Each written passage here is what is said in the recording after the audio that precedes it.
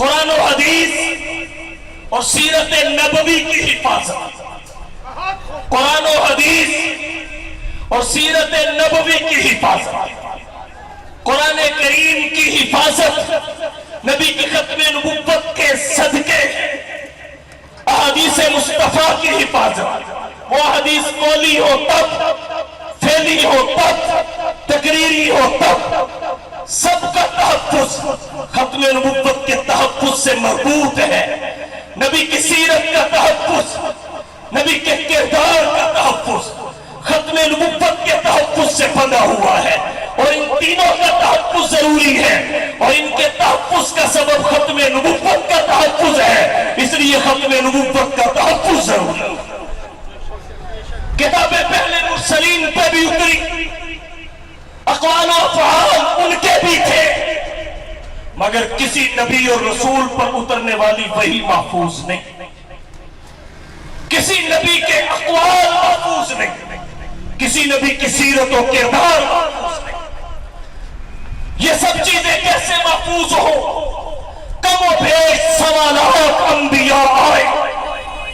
ان سب کے اسماء بھی محفوظ نہیں، نام بھی محفوظ نہیں۔ اگر حضرت عزیر علیہ السلام کی نبوت اور رسالت کے قول کو تسلیم کرتے ہوئے انہیں نبی مانا جائے تو پھر قرآن میں 26 انبیاء کے اسماء آتے ہیں،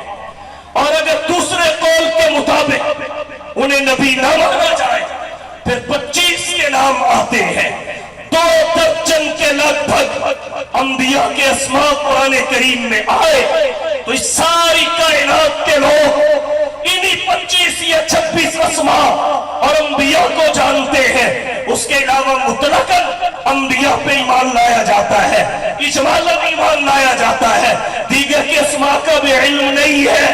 اعلام کا بھی علم نہیں ہے، ناموں کا بھی علم نہیں ہے۔ تو جب تمام انبیاء کے نام محفوظ نہیں ہے تو رسولوں پہ اترنے والی وحی کی تفسیرات، ان کے اقوال و افعال، سیرت و کردار اور حالات کہاں سے محفوظ ہوں گے؟ لیکن ختم نبوت کی برکت سے حضور پہ جو وحی اتری وہ لحم سے لے کے والناس تک مکمل محفوظ ہے۔ اللہ کے نبی کی حدیث مکمل محفوظ ہے، خواہ وہ حدیث قولی ہو تو محفوظ ہے، فعلی ہو تو محفوظ ہے، تقریری ہو تو محفوظ ہے۔ رہی نبی کی سیرت و کردار، احوال و حالات، وہ بھی اس حد تک محفوظ، انسان سیرت کی کتابوں کی برق گردانی کرے ششتر رہ جائے کہ بچپن کتابوں میں محفوظ، جوانی کتابوں میں محفوظ، بڑھاپا کتابوں میں محفوظ، اعطائے نبوت سے پہلے کے ایام کتابوں میں محفوظ، اعطائے نبوت کے بعد کے ایام کتابوں میں محفوظ، نبی کے اعتقادات، عبادات، اخلاقیات، معاملات، معیشت، معاشرت، طرز سیاست، اصول تجارت، طرز حکمرانی، انداز جہاں بانی، نبی کا زہد و ورع، علم و حکمت، سخاوت و شجاعت، عدالت و شرافت، فہم و ذکا، جود و سخا، بندہ نوازی، غریب پروری، انوارات و برکات، معجزات و مبشرات، غزوات و فتوحات، جلوت و خلوت، سیرت و صورت، سنت و شریعت، نبوت و رسالت اور ختم نبوت، نبی کا حلیہ، چہرے کی حشاشت و بشاشت، فرحت و مسرت، وجاہت و مناحت، لمعانیت، نورانیت اور لطافت، نبی کی 11 تلواروں کے اسماء، 7 سروں کے نام، 6 کمانوں کے نام، 5 نیزوں کے نام، 4 ڈھالوں کے نام، 2 خودوں کے نام، 2 میگزینوں کے نام، 3 اونٹنیوں کے نام، 7 گھوڑوں کے نام، نبی کے 21 سفید بالوں کی تعداد، پوری زندگی کے معقولات اور کھائے ہوئے کا وزن